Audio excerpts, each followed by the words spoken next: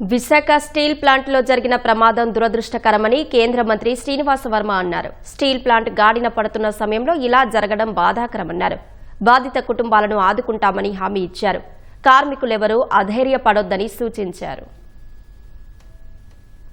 చాలా దురదృష్టకరం, చాలా బాధాకరమైనటువంటి విషయం. తప్పనిసరిగా వారి కుటుంబాలకు అన్నింటికి కూడా అందరికీ కూడా ఒక భరోసా ఇచ్చేటువంటి విషయంలో వారి కుటుంబం భవిష్యత్తు సంబంధించినటువంటి విషయాల్లో తప్పనిసరిగా యాజమాన్యం బాధ్యత తీసుకుంటుంది అనేటువంటి విషయాన్ని కూడా ఈ సందర్భంగా చెప్తున్నాను.